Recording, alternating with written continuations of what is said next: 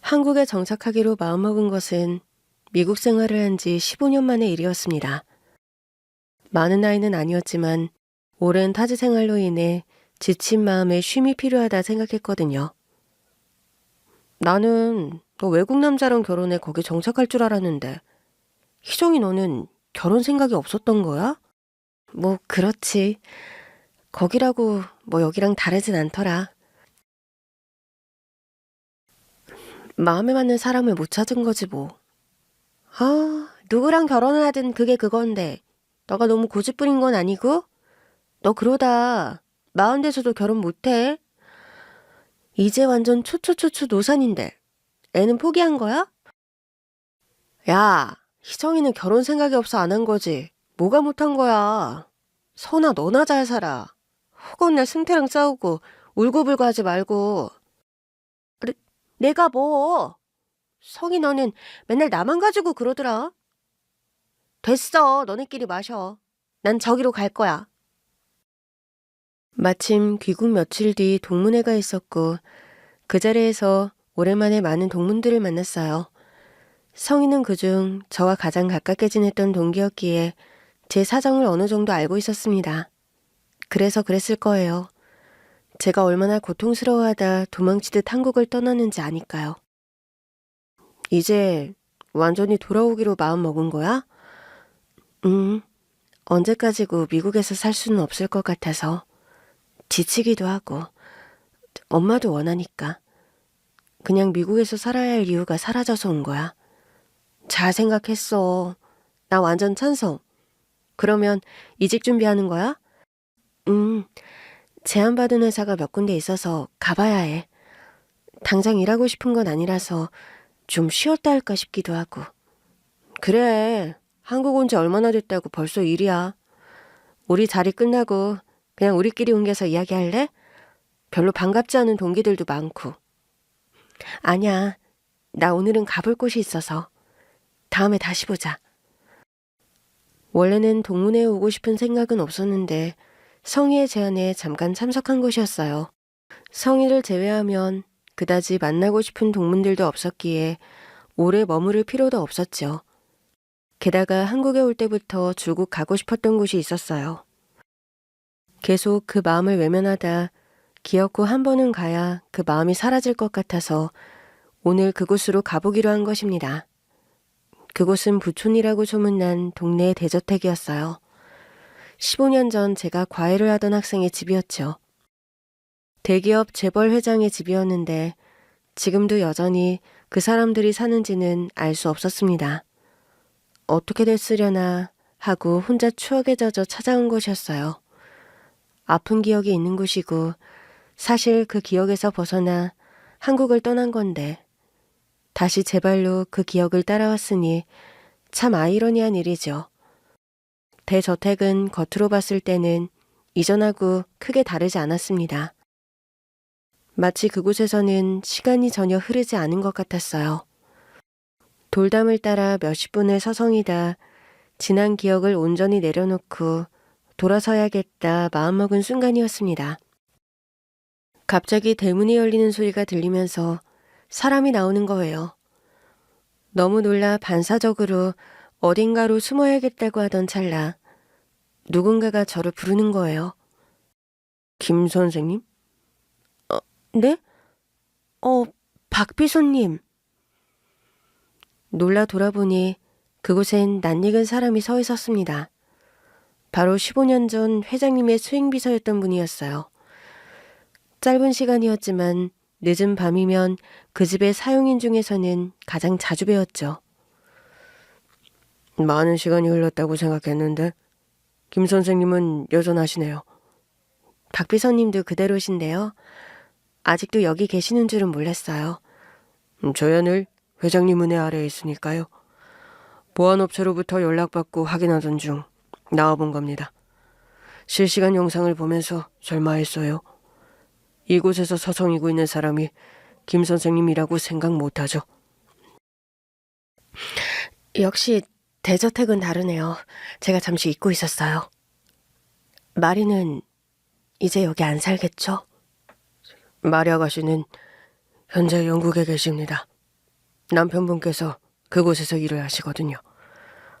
그렇구나. 그러고 보니 말이도 30이 넘었겠네요. 시간이 흘렀으니까요. 네. 궁금하신 분은 따로 있으신 거 아닌가요?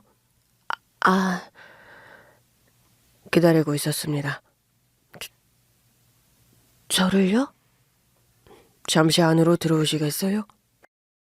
박 비서님은 제가 끝끝내 묻지 못한 이야기에 대한 답을 해주시겠다며 저를 안으로 안내했습니다.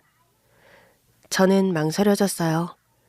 그곳에 들어가게 됐을 때 제게 어떤 일이 벌어질지 예상할 수 없었으니까요. 오랜 시간도 지우지 못한 그리움이 더 진해지면 어쩌나 싶어 덜컥 겁이 나기도 했고요. 하지만 어떤 거부할 수 없는 운명 같은 것이 저를 기어이 그 집으로 이끌더라고요. 어쩌면 그 집 앞을 서성이게 됐을 때부터 그걸 바랐는지도 모릅니다. 세상에, 그림이 바뀐 것만 빼면 그대로네요. 회장님께서는 집 내부 변화를 싫어하시니까요. 그림도 작은 사모님께서 간곡히 부탁해 3년 전에야 바꿨지요. 책꽂이에 꽂힌 책위치도 정해놓으셨던 분 답네요. 현관에 들어서서 가벼운 이야기를 하며 복도를 지나는 동안 제 심장은 주체할 수 없이 뛰고 있다는 것이 느껴졌어요. 다시는 이 집에 발을 디딜 수 없다고 생각했으니까요. 그렇게 익숙한 응접실에 도착한 순간 저는 발걸음을 우뚝 멈추고 말았습니다. 그곳에는 제가 그동안 그토록 그리워하던 사람이 있었거든요. 그 사람은 인기척이 났는데도 아랑곳하지 않고 책장을 유심히 살펴보고 있었습니다. 박 비서님, 혹시 제가 여기 둔 미 비포유라는 소설책 혹시 못 보셨어요? 몇 년 전에 분명히 여기에 꽂아둔 것 같은데 안 보여서요. 글쎄, 내가 책장 볼 일이 뭐가 있겠어? 그게 어딨지? 오랜만에 읽고 싶었는데. 무수히 많은 책이 꽂혀있는 책장에서 저는 그 남자가 찾고 있는 책을 발견했습니다. 그리고 망설이다가 천천히 다가가 그 남자의 머리 위에 꽂힌 책을 뽑았어요. 그 남자는 그 책을 찾더라도 스스로 뽑을 수가 없었습니다. 휠체어에 앉아 있었거든요. 박 비서님, 역시 눈썰미가... 그리고 저를 발견한 그 남자의 눈동자가 많이 흔들렸어요. 제가 이 순간을 생각지도 못한 것처럼 그 남자도 몰랐겠죠. 저는 15년 전보다 야윈 그 사람의 얼굴을 보면서 심장이 무너져 내리는 것만 같았어요. 희정아, 대체 무슨 일이 있었던 거예요? 제가 그 남자와 인연이 된 것은 15년 전 어느 날이었습니다. 그때 대전인 본가에서 주말을 보내고 KTX를 타고 서울로 올라온 날이었죠. 용산역에서 내려 화장실에 가려는데 한 할머니께서 사람들이 오가는 곳에서 덩그러니 서서 여기저기를 살피며 방황하고 계신 거예요. 처음에는 그렇구나 하고 말았는데 화장실에 다녀왔는데도 여전히 그 자리에 있는 겁니다. 그냥 지나치려다가 어쩐지 마음이 쓰여 다가갔어요. 할머니, 혹시 도움이 필요하세요? 에? 그게 내가 우리 오빠네 집에 가려고 온 건데. 오빠분 집이 어딘데요? 지하철 타실 거예요? 말씀해 주시면 제가 안내해 드릴게요. 아니지, 그게 기억이 안 나. 네? 오빠분 집이 기억이 안 나신다고요? 처음 온 것도 아닌데 왜 기억이 안 나지? 할머니께서는 적잖이 당황한 것처럼 보였고 저도 난처했어요. 어디로 가야 하는지 알지 못하는 분을 도와드리기가 쉽지 않았으니까요. 그래서 문득 할머니께 휴대전화가 있는지 여쭈었죠. 할머니, 휴대전화가 있으시면 오빠분께 전화하면 되지 않을까요? 응? 휴대전화? 휴대전화가 뭐야? 아, 그게 연락할 수 있는 이동수단. 아, 저기 잠시 가방 좀 볼 수 있을까요? 가방? 내 가방은 왜? 제가 휴대전화가 있는지 찾아봐 드릴게요. 아가씨, 이상한 사람 아니지? 아, 저 그냥 학생이에요. 할머니 도와드리려고 하는 거예요. 불안하시면 그냥 경찰서로 가서 도와달라고 할까요?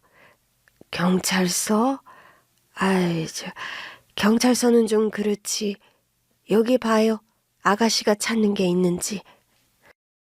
혹시나 싶어 찾아본 할머니의 손가방에는 휴대전화가 있었습니다.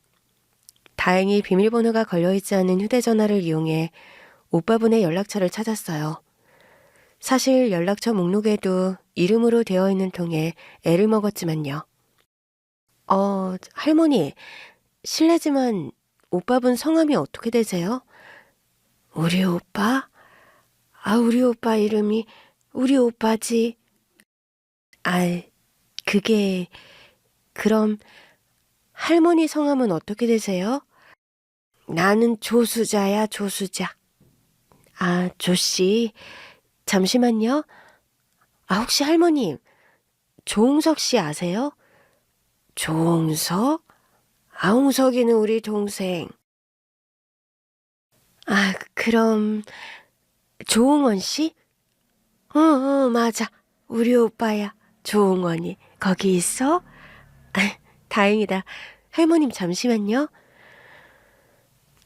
다행히 그 전화번호는 할머님의 오빠 전화번호가 맞았고 용산역으로 데리러 오실 때까지 함께 시간을 보내드렸죠. 그때 할머님을 모시러 온 분이 바로 박비서님이셨어요. 아유, 고마워 아가씨. 내가 아가씨 덕분에 무사히 오빠네 집에 가게 됐어. 뭘요? 무사히 만나시게 돼서 다행이에요. 아유, 고마워요. 내가 이 은혜를 어떻게든 갚고 싶은데. 사모님, 일단 타세요. 제가 연락처 받아 보답하겠습니다. 아유, 그래요, 박비서. 부탁할게.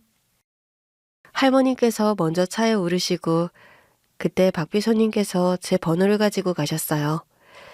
한사코 괜찮다는 제게 기어이 명함을 주시고 번호도 받아가셨는데 그때 명함을 받고 꽤 놀랐던 기억이 있습니다. 대기업 로고가 박혀 있었거든요. 박비서님으로부터 연락이 온 건 이튿날이었어요. 안녕하세요. 어제 명함 드린 박봉석이라고 합니다. 안녕하세요. 저희 회장님께서 감사 인사를 드리고 싶다고 하셔서요. 식사 대접을 해드리고 싶은데 이번 주 주말 괜찮으실까요? 안 그러셔도 되는데요. 작은 도움을 드렸을 뿐인데 식사 대접까지 받기엔 너무 과분한 것 같아요. 실은 사모님께서 오늘 오전 병원에 방문하셨는데 초기 알츠하이머 진단을 받으셨어요. 어쩐지 조금 이상하시다고 생각했어요. 기억을 못 하시는 것 같아서. 김희정 씨가 아니었으면 더 난처한 상황이 되었을 거라고 회장님께서도 사모님께서도 어떻게든 보답하고 싶다고 하시니 부디 시간을 내주셨으면 합니다. 네. 그럼 갈게요. 솔직히 내키는 자리는 아니었어요. 어제 그 명함 속 로고에 회장님이란 말이잖아요. 살면서 그렇게 높은 기업 회장을 혼자 만날 수 있는 기회가 얼마나 되겠어요? 하지만 제 성격상 그런 자리를 선호하는 것도 아니고 부담스럽기만 해서 가고 싶지 않았습니다. 하지만 당시 박 비서님께서 간곡히 부탁하시기도 했고 할머니께서 만나고 싶다고 하셔서 가게 된 자리였어요. 처음 그 저택에 들어온 소감은 그저 대박 그 자체였습니다. 그렇게 고급 주택은 드라마에서나 봤지 실제로 본 것은 처음이었으니까요. 아무리 사람 사는 거 다 거기서 거기라지만 다르긴 다르더라고요. 로또 번호를 6개를 5개씩 다 맞춘데도 그런 집에서 살 수는 없을 겁니다. 뭘 좋아하는지 몰라서 요즘 애들 좋아하는 걸로 준비해보라고 했는데 입에 맞을지 모르겠네요. 뭐든 잘 먹습니다. 초대해 주셔서 감사합니다.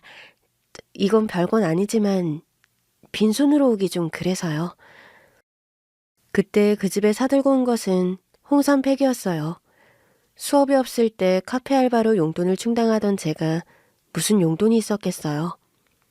하지만 남의 집에 가면서 도저히 빈손으로 가는 건 아닌 것 같더라고요. 그 이야기를 엄마한테 했더니 절대 빈손으로 가지 말라며 10만 원을 붙여주신 거예요. 그 돈으로 제가 아는 가장 값어치 있는 어른용 선물을 산 것이고요. 회장님은 미처 생각하지 못했다는 듯 놀란 눈으로 봤더라고요. 내가 희정양한테 감사 인사를 하려고 부른 건데 나도 빚을 진 것 같네요. 빚이라뇨. 정말 별거 아니에요. 그리고 말씀 편하게 하세요. 그럴까? 내 동생한테 도움을 줬다고 할 때부터 알아봤지만 참 마음이 고운 학생이다 싶네. 아닙니다. 저는 단지 해야 할 일을 한 것뿐이라고 생각해요. 그래서 나도 보답을 하려고 준비한 게 있는데. 회장님의 신호에 박 비서님은 물건을 가져오셨고 저는 그걸 보자마자 너무 놀랐습니다. 포장 봉투만 봐도 고가의 브랜드 선물이라는 것을 한눈에 알 수 있었거든요. 저건 진짜 받으면 안 된다. 내가 한 일에 비해 너무 과분한 선물이라는 것도요. 저 회장님, 마음은 감사하지만 너무 과한 선물 같습니다. 받을 수 없어요. 그럼 내가 곤란하지? 내 며느리 시켜 준비한 건데 마음에 안 들면 내 며느리도 곤란하고. 마음에 들고 안 들고의 문제가 아니라 너무 비싼 물건이라서요. 학생이라 이렇게 비싼 물건 가지고 다닐 일도 없고요. 지금 당장 쓰지 않아도 언젠가 필요할 때가 오지 않겠어? 나는 뭐라든 제대로 보답을 하고 싶어서 그래요. 받아줘. 어제 희정양이 아니었으면 내 동생 그 역에서 실종될 뻔했어. 뭐 어떻게든 찾았겠지만 그 마음고생 줄여줬으니 절대 과분한 거 아니야. 하지만 받아둬. 그래야 내가 마음이 편하니. 그리고 희정양도 알 거 아니야? 나한테 이 정도 별거 아니라는 거. 회장님, 그럼 감사히 받겠습니다. 이렇게 근사한 식사 초대도 해주시고 이렇게 비싼 선물까지 주셔서 사실 좀 민망해요. 저는 제가 한 일이 이렇게 과분한 대접을 받을 만한 일이라는 생각은 안 돼서요. 과분한 대접은 그때 여기 얼마나 많은 사람이 지나갔는데 그중에 나 도와주겠다고 나선 사람은 아가씨 혼자뿐이었어? 할머니! 한참 회장님과 마주본 채 쩔쩔매고 있을 때 할머니께서 모습을 드러냈습니다. 아유, 나이 드니 참 별일이 다 있어. 내가 아가씨한테 너무 큰 신세를 졌지 뭐야. 그러게 너는 잠자코 서울에 있으래도 이 녀석이 자연 타령하면서 충청도 내려가 산 지가 벌써 5년째야. 내가 내 남편 죽기 전에 꼭 회사 은퇴하면 시골 내려가 살랬거든. 나는 자연이 좋아서. 근데 은퇴하기도 전에 저 세상 갈 줄 누가 알았겠냐고. 5년 동안은 저 혼자 기차 타고 왔다 갔다 잘하더니만 저 나이에 이런 일이 생길 줄도 몰랐지. 하여튼 수자 너는 정리해서 다시 올라오는 걸로 해. 그러면 텃밭은 누가 가꾸고 우리 진순이는 누가 키워? 텃밭도 여기서 하시고 진순이도 데려와서 마당에 풀어놓으면 되지. 공기가 다르다니까 공기가. 거기 있다가 진순이나 알아보겠어? 곧 있으면 지 이름도 못 알아볼 텐데. 오빠는 말을 해도 좀 그렇게 얄밉게 해. 사람이 기억을 잃는다는데. 회장님과 할머니께서는 저를 앞에 두고 옥신각신하다가 문득 저를 보곤 미안하다며 민망한 웃음을 지으셨습니다. 그리고 식사가 시작되었고 이런저런 개인적인 질문들을 하셨어요. 별 의미 없는 의례적으로 하는 물음인 것 같았는데 제가 서울대 학생이라고 하니 다소 놀란 것 같더라고요. 얼굴이랑 마음만 고운 줄 알았더니 공부도 엄청 잘했네. 할 줄 아는 게 공부밖에 없었던 거예요. 할 줄 아는 게 대단한 거네. 공부가 쉬운 일 아니잖아. 우리도 길을 쓰고 보내야 거길 보내는데 우리 아들들도 서울대를 나왔거든. 모르긴 몰라도 교육비 들어간 것만 치자면 서울에 집 한 채 샀지. 아, 그러고 보니 마리 엄마가 마리 과외자리 알아보고 있던데 아가씨 시키는 게 어때? 맞네. 내 소녀가 지금 중학교 3학년인데 우리 며느리가 손녀 과외 선생 자리 알아보고 있다고 하더라고. 서울대라면 우리 며느리도 좋다고 두 팔 벌려 환영할 것 같은데 어때요? 생각 있어요? 과외요? 아, 제가 누굴 가르쳐 본 경험은 없어서요. 가르쳐 본 경험이 필요한 게 아니라 서울대 간 경험이면 충분하지. 잘 생각해봐요. 이것도 인연인데 보수는 섭섭하지 않게 쳐줄 테니까. 회장님께서 웃으면서 말씀하신 보수는 정말 상상을 초월하는 금액이었어요. 일주일에 2번 2시간씩 하는 과외였는데 제가 짬을 내어 카페 아르바이트하며 버는 동간은 비교도 안 될 돈이었죠. 주변에도 학벌을 내세워 고액과외를 하는 친구들이 있긴 했지만 생각보다 그 기회를 얻는 게 쉬운 일은 아니었어요. 그러니 제겐 절호의 찬스라고 볼 수 있었죠. 결국 저는 고민하는 척하다 없던 일이 될까봐 그 자리에서 수락했습니다. 선생님이 고모 할머니 도와주신 분이라면서요? 어쩌다 보니 그렇게 됐네. 어쩌다 보니 그렇게 인연으로 저는 서울대 가해 선생님을 만난 거고요. 뭐 그렇지? 서로 위민이네요. 이런 걸 바로 누이 좋고 매부 좋다고 하는 거죠. 그렇네. 마리는 선생님을 얻은 거고 선생님은 일자리를 얻은 거니까. 선생님, 저도 서울대 보내주실 수 있어요? 마리는 목표가 서울대야? 물론이죠. 가면 짱이지. 할아버지가 서울대 가면 제가 원하는 차 사주신다고 했거든요. 엄마는 절대 안 된다고 하지만 전 선생님이 저 서울대 보내주실 수 있는 분이면 완전 땡큐. 과외 경험이 있는 친구들이 요즘 중학생들 싸가지가 없어 힘들다는 말을 했거든요. 그래서 긴장도 하고 겁도 먹고 간 자리였는데 회장님 손녀는 성격도 너무 좋고 예의도 발랐습니다. 확실히 가진 물건들은 보통 또래 중학교 친구들과 비교할 수 없을 만큼 비싼 것들이었지만 그냥 평범한 여중생이었어요. 저희는 생각보다 죽이 잘 맞았고 그래서 과외 시간이 지루하지 않았습니다. 선생님, 이거 드시고 하세요. 아, 어머니, 안녕하세요. 처음 뵙겠습니다. 아, 내가 바빠서 직접 인사도 못하고. 우리 아버님이랑 인연이 있으신 분이라고 들었어요. 제가 운이 좋았어요. 아, 운이 좋기는 우리가 더 좋죠. 마리가 선생님 너무 좋아해요. 실력 있는 선생님도 좋지만 아이가 좋아하는 선생님 찾기가 너무 힘들었거든요. 저는 그것만으로도 너무 만족해요. 아, 엄마, 왜 내 대신 고백을 하고 그래? 울쌤한테는 내가 고백하려고 했는데. 얘도 참, 공부나 열심히 해. 쌤 좋아하면 쌤이랑 같은 학교 가야지. 나도 노력하고 있거든. 그러니까 얼른 나가주셔. 아유, 알았어. 참. 선생님, 그럼 수고하세요. 대저택에 사는 사람들은 하나같이 성격이 너무 좋았습니다. 다 가진 사람들은 뭐가 다를지도 모른다는 편견을 가지고 있었던 스스로가 부끄러울 정도였어요. 그렇게 회장님 손녀의 영어 과외를 2달쯤 하던 어느 날이었습니다. 수업 도중 잠시 쉬는 시간 화장실을 다녀오던 길이었어요. 선반 위에 평소 못 보던 책 한 권이 놓여 있었는데 그때 마침 제가 읽고 싶다고 생각했던 책이었어요.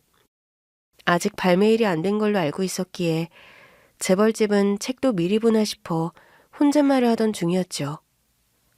와, 이거 아직 안 파는 건데. 책 좋아요? 그때 불쑥 남자의 목소리가 들려온 겁니다. 아, 네? 아, 죄송합니다. 빌려줄까요? 네? 그거 발매일 아직 한 달은 남았는데. 빨리 읽고 싶으면 가져가서 읽어도 돼요. 친구가 그 출판사 사람이라 운 좋게 받았거든요. 아, 그렇구나.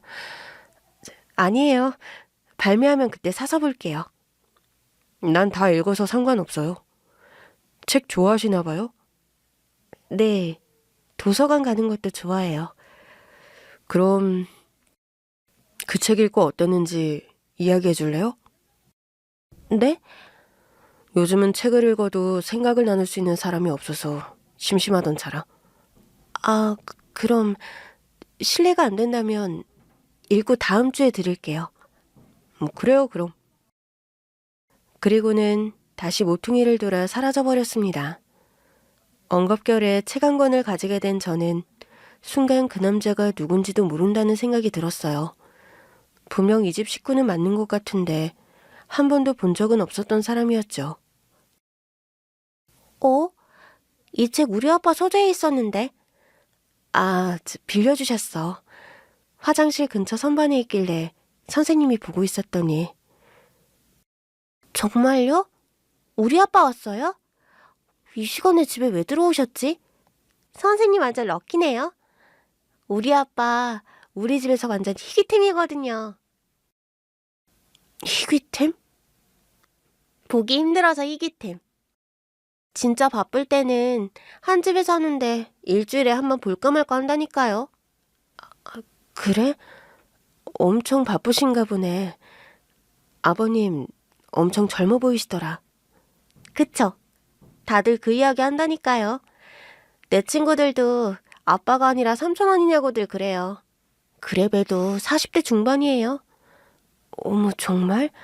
쌤은 30대로 봤어. 이야, 우리 아빠 그 말 들으면 진짜 좋아하시겠네. 안 그래도 엄마가 요즘 부쩍 외모에 신경 많이 쓰는 것 같다고 했거든요. 신경 쓴 보람이 있네?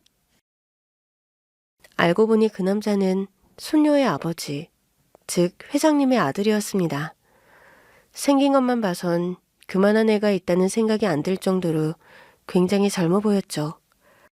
어쨌거나 아버님께 책을 빌렸다는 생각이 드니 왠지 기분이 이상했어요.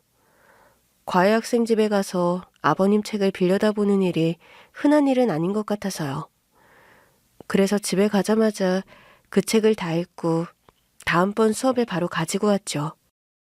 어떻게 돌려드려야 하나 싶어 처음 만났던 그 선반 근처에 서 있는데 어떻게 하라는지 금세 모습을 드러냈습니다. 말이 과외 선생님이시라면서요? 아, 네. 책은 감사히 잘 읽었습니다. 벌써 다 읽었어요? 천천히 읽어주셔도 되는데. 역시 학생이라 머리 회전이 빠른가? 빌린 책은 빨리 보고 돌려주는 게 예의라고 생각해서요. 어땠어요? 이야기할 거리가 꽤 많은 책이었다고 생각하는데. 갑작스러운 질문이었지만 저도 나름대로 책을 읽고 느낀 바가 있었기에 생각해둔 이야기를 몇 가지 나누었습니다. 진지하게 한 이야기는 아니었는데 그분은 제 이야기를 진지한 표정으로 들어주셨어요. 그런 생각을 했다니 의외네요. 저는 전혀 다른 생각을 했거든요. 그러고 보니 우리 동문이던데. 서울대생? 그러고 보니 회장님께서 말씀하셨던 것 같아요. 그래요? 참, 아버지 마음도 알다가도 모르겠어요. 미국 대학 못 갔다고 불평불만이 많으셨는데 어느 자리든지 간에 서울대 갔다고 자랑하진 늘어놓으시니까요. 저랑 같은 동문이어서 말씀하셨던 것 같아요. 어쨌든 대단하신 건 맞잖아요. 우리나라 최고 대학인데. 그 본인 자랑? 아니요. 아무튼 잘 들었어요. 내가 생각지 못한 부분이 있어 오늘 다시 읽어봐야 할 것 같네요. 그 후로 저희는 쉬는 시간을 이용해 만나는 일이 잦았습니다.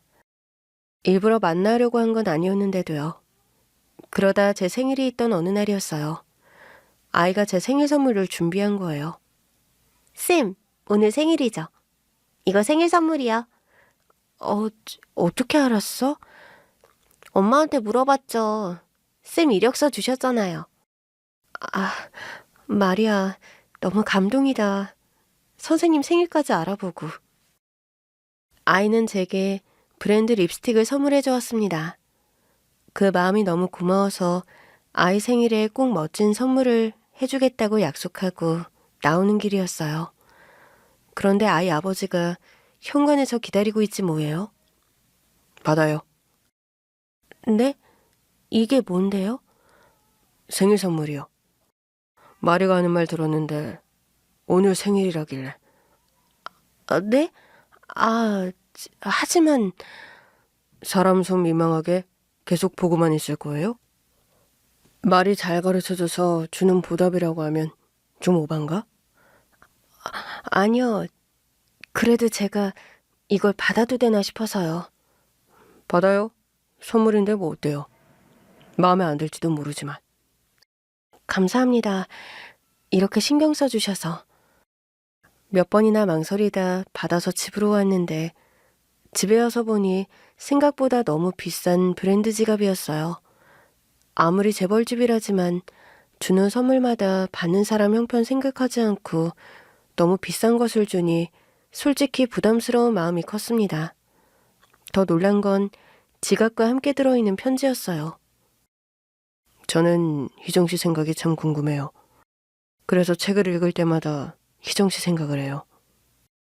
이 책을 읽은 희정 씨는 어떤 생각을 할지 알고 싶거든요. 너무 오랜만에 이런 감정을 느껴봐요. 부담스럽지 않게 생각했으면 좋겠어요. 저는 편지를 읽고 또 읽었습니다. 제 생각이 궁금하다는 것, 이런 감정의 의미에 대해 오랫동안 곱씹으면서요. 하지만 아무리 생각해도 그 의미를 완벽히 파악할 수 없었고 너무 혼란스러웠습니다. 그 사람은 제가 가르치는 과외학생의 아버지였잖아요. 과외학생의 아버지로부터 이런 편지를 받는 것도 이상하고 이렇게 고가의 생일 선물을 받는 것도 이상했죠. 더 당혹스러운 것은 제 마음이었습니다. 그 편지를 읽고 곱씹는 내내 제 가슴이 쉬지 않고 뛰었기 때문이에요. 저는 스스로가 너무 창피했습니다. 유부남에게 마음이 흔들리고 있다는 것도 설렘을 느끼는 것도 너무 부끄러웠으니까요. 그래서 저는 과외를 갈 때 선물을 돌려주려고 했었어요. 그런데 무려 2주 동안 마주치는 일이 없었죠. 저기, 마리아, 아버님은 오늘 안 계셔? 아빠 출장 갔는데요? 왜요? 아니야. 그렇게 언제쯤 만나게 되려나 하던 중 다시 만나게 됐습니다. 그 남자는 저를 보자마자 환하게 웃으며 다가왔어요. 솔직히 그 모습을 보자마자 가슴이 뛰었습니다. 그래서 저는 빠르게 얼굴을 외면하고 가방 속에 있던 선물을 건넸어요. 이거 도저히 받을 수가 없어서요. 제가 선물을 내밀자 환하게 웃던 남자의 얼굴에 금세 그림자가 드리워졌어요. 실망한 기색이 역력했죠. 이걸 내내 들고 다녔던 거예요? 돌려주려고? 네, 너무 부담스러워서요. 이상하게도 왈칵 눈물이 나올 것만 같았습니다. 그래서 빨리 그 자리에서 벗어나고 싶어서 몸을 돌렸어요. 그런데 그 남자가 더 빨리 제 손목을 붙잡아 세웠죠. 잠깐만요. 왜 이러세요? 마리가 보면 어쩌려고요? 지금 나 피하려는 거잖아요. 왜 그래요? 부담스럽게 하려던 건 아니었어요. 하지만 이 정도는 내가 할 수 있는 정도라고 생각했고. 죄송해요. 받을 수 없어요. 솔직히 말하면 감사했어요. 특히 편지 받고 기뻤어요. 근데 안 되잖아요. 지금도 기분이 너무 이상해요. 왜 이렇게 심장이 뛰는 건지도 모르겠고 그냥 빨리 도망치고 싶은 심정이에요. 네? 지금 희정 씨 뭐라고 했어요? 저요. 마리한테 부끄러운 선생님으로 남고 싶지 않아요. 정말 좋은 선생님으로 남고 싶은데 이대로 가다간 마리 얼굴도 제대로 못 볼 것 같아요. 사회적으로 지탄받을 만한 짓으로 부모님 얼굴에 먹칠하고 싶지도 않고요. 잠깐만요. 김희정 씨. 그러니까 김희정 씨 말은 나를 좋아한다는 거예요? 그렇게 해석해도 되는 거예요? 제발 선을 좀 지켜주세요.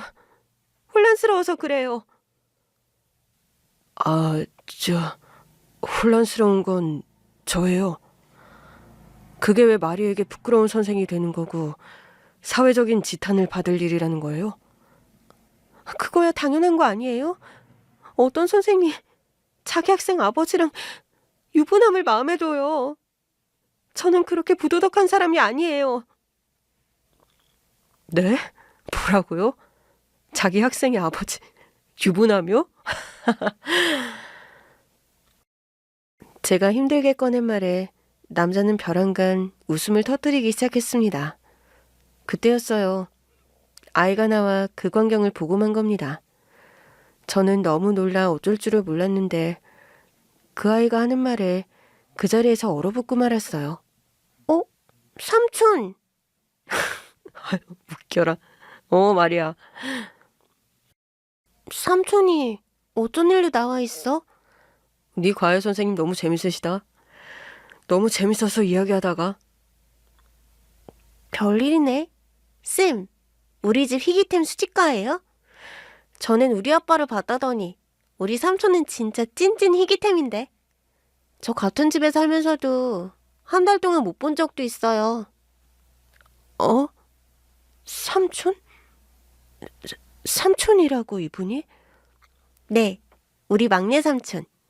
그렇게는 안 보이죠? 좀 어리거든요. 우리 할아버지 늦둥이 삼촌. 제 얼굴은 순식간에 새빨갛게 달아올랐습니다. 쥐구멍이라도 있다면 찾아 들어가고 싶을 지경이었어요. 아이도 뭐가 웃긴지 실실 웃다가 가버렸고 그 남자는 여전히 제 앞에 서서 자꾸 웃어댔죠. 이야, 나 요즘 관리를 안 하긴 한다만 그래도 너무한 거 아닌가? 32 총각을 45 내 아빠로 본다는 게?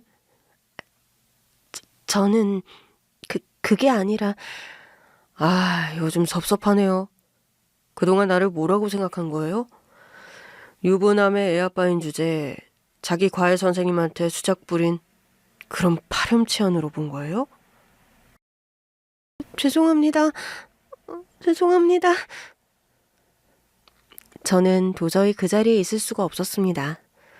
그래서 재빨리 그 집을 빠져나왔죠. 집으로 돌아오는 내내 그리고 집에 돌아와 드러누워서도 그 생각이 나서 미칠 것 같았어요.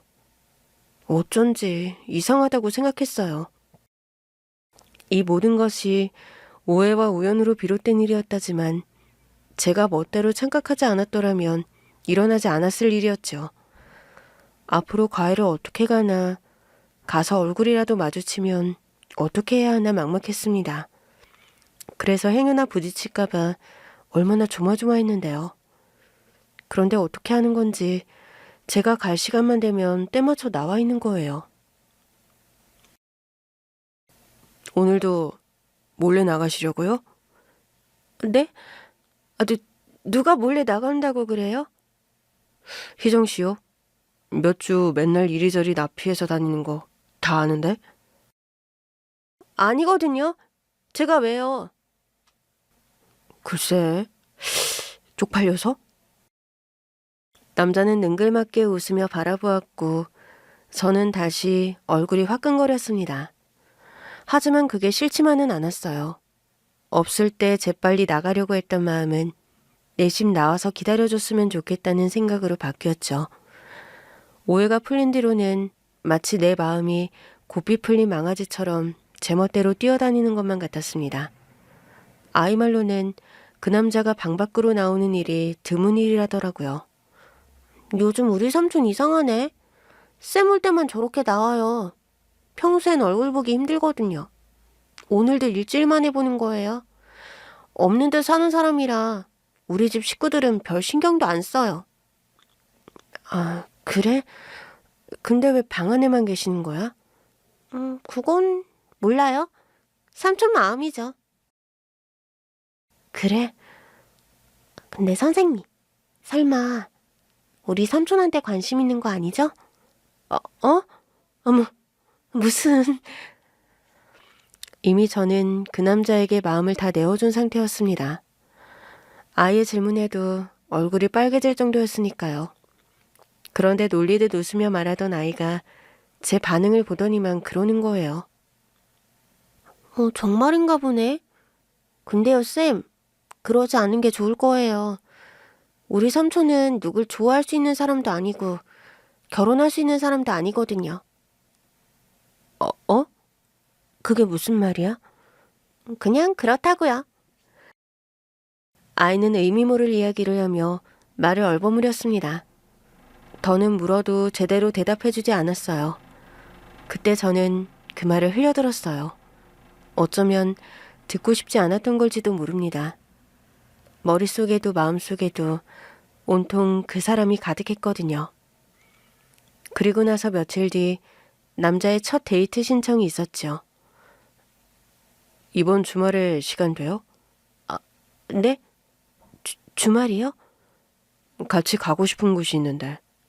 뭐 혼자서 가도 되는데 오랜만에 혼자 나가려니 영 심심할 것 같아서요. 머뭇거리며 고민하는 척했지만 이미 제 마음은 날뛰고 있었어요. 그날부터 약속 날짜까지 어찌나 시간이 더디게 흐르는지 애가 탈 지경이었습니다. 누군가를 좋아해보는 것도 남자랑 데이트를 해보는 것도 처음이 아니었는데 왜 그렇게 설레는지 스스로도 이해가 안 될 정도였어요. 남자가 안내한 곳은 다름 아닌 도서관이었습니다. 자연 속에 있는 도서관으로 책을 좋아하는 저에게는 너무 내가 여기 오는 걸 좋아하는데 요 몇 년 사이에는 못 왔어요. 왜요? 그냥 오고 싶지 않았어요. 집 밖에 나가는 것도 싫었으니까. 이유를 물어봐도 돼요? 마리말로는 집에서도 없는 듯 살고 있다던데. 없는 듯이요? 그렇죠. 사춘기가 늦게 왔나 봐요. 내가 중학생 때 되게 조용히 지나갔거든요. 사춘기가. 그래서 그런가 가족들한테 저 좀 없는 사람이라고 생각해달라고 그랬어요. 그럴 수도 있죠. 믿어요, 그 말을? 네? 지금 저 바보 취급하시는 거예요? 혜정 씨는 놀리는 맛이 있어요? 사람이 왜 그렇게 순수해요? 그거 칭찬이에요? 놀리는 거예요? 둘 다? 저는 그 남자의 미소가 참 좋았어요. 저를 향해 웃어주는 그 얼굴을 볼 때마다 가슴이 떨렸거든요. 그리고 남자는 되게 느긋한 걸음걸이를 가지고 있었어요. 저는 걸음이 빨라서 걷다 보면 늘 앞서가곤 했는데 그럴 때마다 남자는 속도를 유지하며 저만치 뒤에서 따라오고 있었죠. 그럼 저는 한참을 남자를 기다리다가 다시 발맞춰 걸었어요. 선웅 씨는 성격이 되게 느긋한 것 같아요. 저는 성격이 급해서 걸음도 엄청 빠르거든요. 성격이 느긋해서 늦게 걷는 건 아니에요. 그럼요. 그냥 그럴 수밖에 없어서. 왜요? 좋아하는 사람이랑 오래 걷고 싶으니까요. 네? 이거 봐. 또 얼굴 빨개졌어. 희정 씨는 얼굴이 마음의 창 같아요. 남 속이는 일은 못하겠네요. 왜 사람 마음을 가지고 놀려요, 자꾸. 놀리는 거 아닌데. 희정 씨, 우리 만나볼래요? 네? 우리 연애 한번 해요. 그렇게 시작된 연애였어요. 서로에게 마음이 있다는 건 진작 알았지만 그것에 비하면 한참 늦은 시작이었죠. 저는 아무래도 좋았습니다. 그 사람이 정말 너무 좋았거든요. 재벌가 아들이라는 타이틀은 아무래도 상관이 없었습니다. 그 사람이 별 볼 일 없는 집안에서 태어났대도 저는 그 사람을 사랑했을 거예요. 그렇게 한동안 저희는 집에서는 몰래 만나 이야기를 나누고 휴대전화를 이용해 시시때때로 연락을 주고받았죠. 그러던 어느 날이었어요. 그날도 수업이 끝나자마자 그 남자를 보고 가려는데 박 비서님이 기다리고 있었던 거예요. 박 비서님을 보자마자 저는 제게 무슨 일이 일어날지 예상을 하고 있었습니다. 김 선생님, 회장님이 잠시 만나고 싶으시답니다. 저를요? 그렇게 회장님 서재로 끌려가듯 불려간 자리에서 회장님은 단도직입적으로 물어보셨어요. 이정양, 우리 선웅이랑 무슨 관계지? 하지만 저는 꿀먹은 벙어리가 되어 아무 말도 할 수가 없었습니다. 사람이 사람을 좋아하는 게 죄가 되는 것도 아닌데 어쩐지 이 집안에서는 그 사람을 사랑한다고 말하는 게 죄가 되는 것 같았어요. 회장님은 저를 한참 노려보듯 바라보더니만 깊은 한숨을 내쉬었죠. 그만 헤어져. 네? 회장님. 이정 씨는 우리 아들이랑 어울리는 사람이 아니야. 이정 씨는 똑똑해서 누구보다도 주제 파악을 잘하는 사람이라고 생각하는데. 회장님, 저희 그냥 만나면 안 될까요? 결혼한다는 것도 아니에요. 그냥 이렇게 만나는 것도 안 되나요? 내 아들 30이 넘었어. 이제 혼사자리 생각해야 하는 시기인데 괜히 밖에 안 좋은 소문이라도 돌다 좋은 원사 놓치면 이정량이 책임질 건가? 이정량은 아직 어리고 앞으로 이정량이랑 어울리는 사람을 만날 기회가 많을 거야. 마음 같아선 내보내고 싶지만 우리 마리가 좋아하는 선생이니 그럴 수도 없고. 알아서 잘 부탁하네. 믿어도 되겠지? 저는 아무 말도 하지 못하고 그저 눈물만 흘릴 수밖에 없었어요. 재벌집 막내 아들과의 사랑이라니 저 역시 제 처지를 누구보다 잘 알고 있었습니다. 그나마 이 집에서 제가 내세울 수 있는 스펙은 학벌 하나였는데 그걸로는 이 집 아들과 연애조차 할 수가 없었어요. 저 같아도 이렇게 차이나는 연애는 장난으로도 하지 못하게 할 것 같았어요. 스스로도 납득이 되는 이유라서 더는 사정할 수도 없었습니다.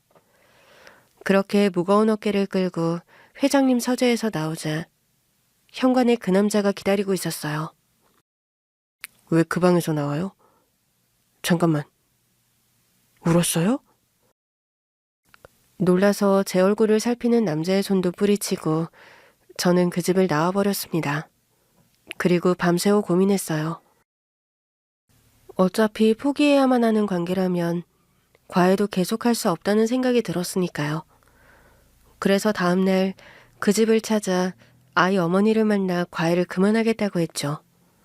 아이 어머니는 제 이야기를 듣다 잠시 생각에 잠긴 듯 빤히 찻잔을 내려다보더니 그러더라고요. 선생님, 혹시 저희 도련님 때문인가요? 네? 그게... 선생님, 허락된 말이 많지가 않아서 제가 무슨 말을 해야 할지 모르겠지만요.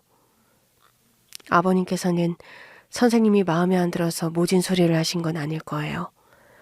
전부 선생님을 위한 말이니 너무 원망하지 않으셨으면 좋겠어요. 솔직히 저는 선생님이 너무 아쉬워서 붙들고 싶은데 마음이 힘들다는 사람을 어떻게 붙잡겠어요? 그냥 저는 미안할 따름이에요. 어머님의 말씀에 어쩐지 서름이 북받쳐 또 눈물만 뚝뚝 흘렸습니다. 그때였어요.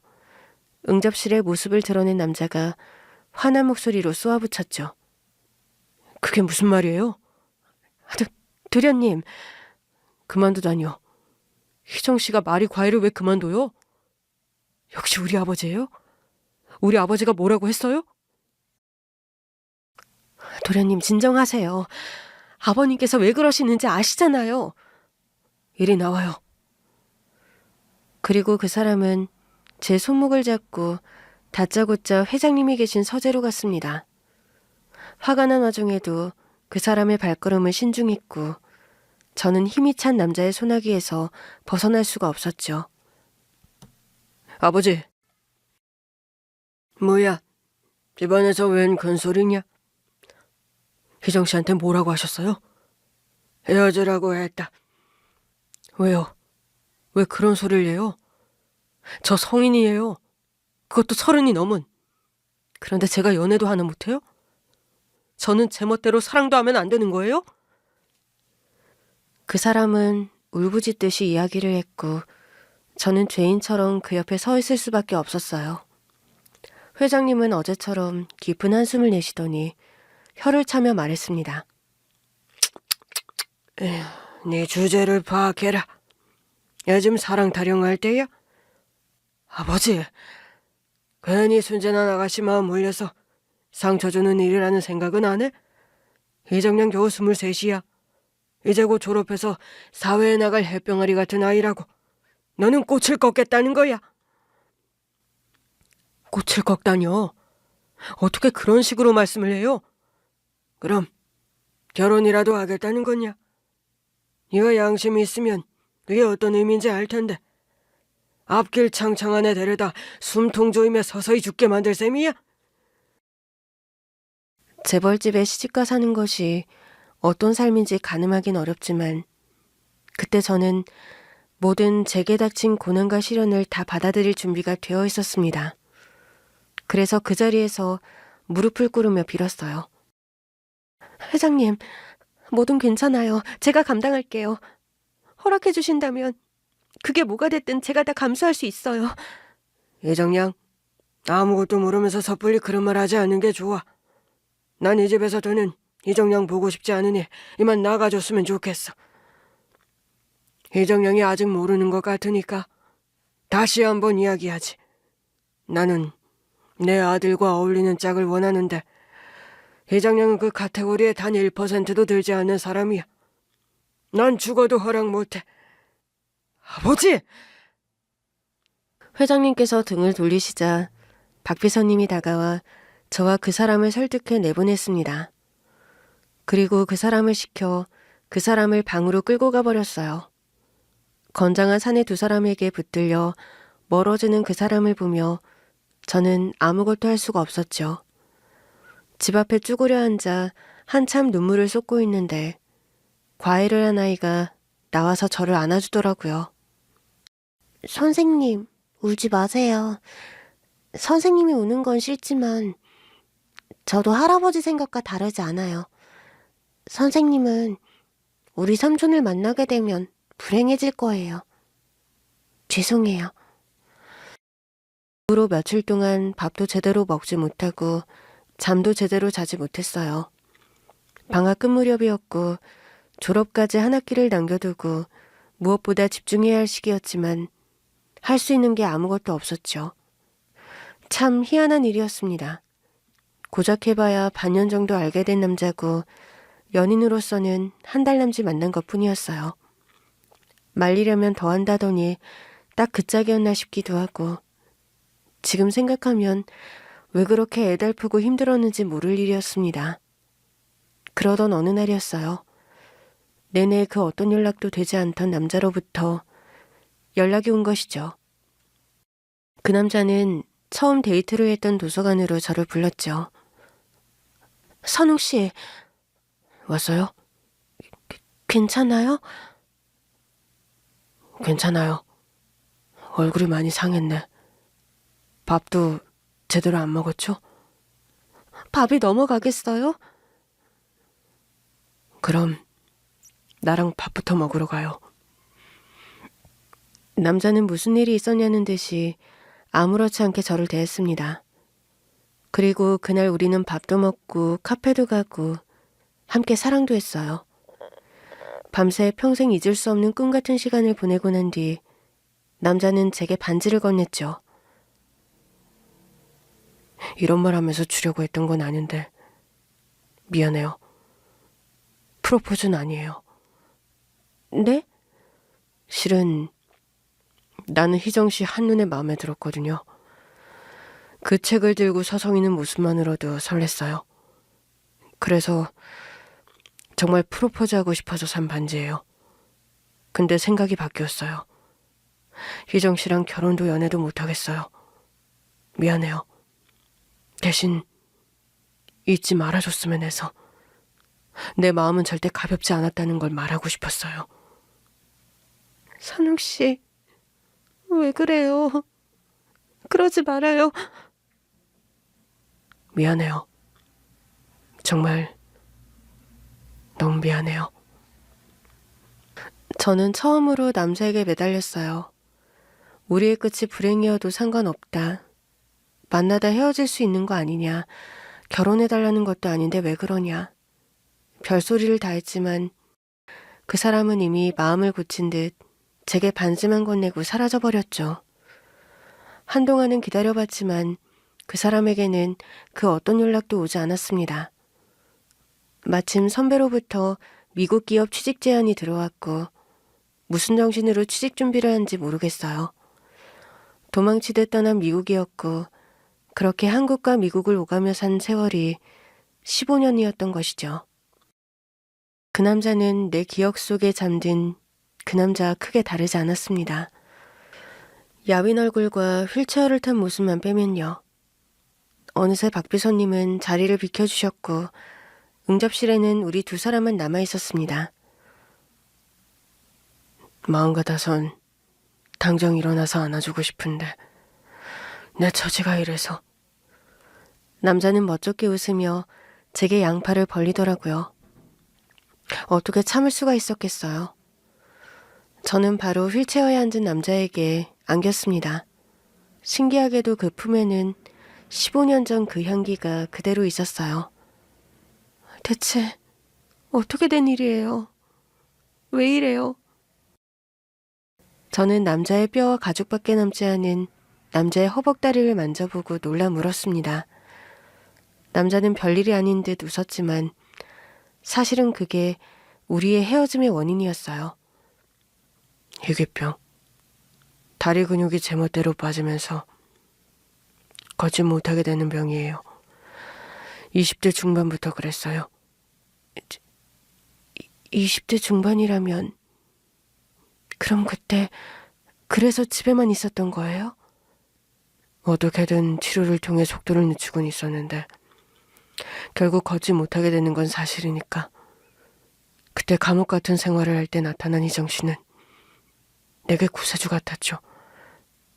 그럼 설마 우리가 헤어져야 했던 이유도 아버지 말이 맞았죠.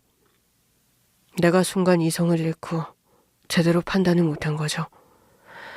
다행히 정신을 차렸지만 근데 여긴 어떻게 왔어요? 미국으로 갔다고 들었는데. 잠깐만요. 저 질문에 대한 답을 확실히 듣지 못했어요. 그러니까 우리가 헤어져야 했던 이유가 선욱 씨 희귀병 때문이라는 거예요? 당연하지. 세상에 어떤 부모가 장애가 있을 사위를 받아들이겠어. 대답을 한 건 그 사람이 아니었습니다. 뒤로 여전히 정정한 회장님이 나타나셨거든요. 회장님, 안녕하셨어요. 내 딸이 그런 놈이랑 결혼한다고 하면 어떻게든 떼어놨겠지. 난 희정양 부모님한테 원망 듣고 싶은 생각 없었으니까. 하지만 솔직히 말씀해 주셨으면 다 감수할 수 있는 일이었어요. 이건 저한테 아무것도 아닌 일이에요. 그럴까봐 모질게 내치신 거예요? 내가 두 발 때문에 자유를 잃게 된 것처럼 희정 씨는 나를 사랑하는 마음 때문에 자유를 잃게 될 테니까. 내가 그 절망감을 아는데 어떻게 그 절망감을 혜정 씨랑 나눌 수가 있겠어요? 평생 마음고생 시키지 않겠다는 약속을 해도 모자랄 판에 앞으로 걷지 못하게 된 내 곁에서 수발을 들어달란 이야기를 어떻게 하냐고요? 그래도 솔직하게 말했어야죠. 나는 그런 줄도 모르고 내 형편과 처지를 비관하고 얼마나 힘들었는데요. 내가 지난 15년 동안 선욱 씨 때문에 여전히 얼마나 힘든데. 아직도요? 이거 안 보여요? 저는 당당히 그 남자에게 반지 낀 손을 내밀었습니다. 15년 전 그 사람이 헤어지면서 제게 줬던 그 반지였어요. 남자는 그걸 보고 놀란 것 같았는데 갑자기 자기 옷 속으로 손을 넣더니 목걸이에 걸린 반지를 꺼내 보여주는 거예요. 그건 제 손에 있는 반지와 똑같은 반지였죠. 많이 보고 싶었어요. 평생 그리워할 작정이었는데 너무 먼 길을 돌아온 거예요. 사랑을 하는데 장애가 무슨 소용인가요? 걷지 못하는 게 뭐가 대수라고요. 제가 그 사람을 사랑하는데 그건 그 어떤 걸림돌도 되지 않았습니다.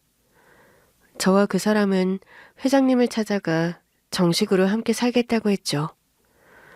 회장님께서는 저희 두 사람을 가만히 바라보시더니 그때처럼 깊은 한숨을 내쉬시더라고요.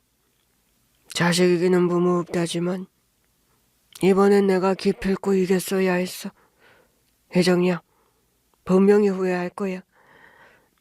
후회도 제 몫이에요. 그렇다면 나 두 사람한테 너무 큰 실수를 한 거지. 15년 전에. 고작 몇 달 얼굴 보고 산 사람들의 마음이 이렇게 깊다는 걸 누가 알았겠어?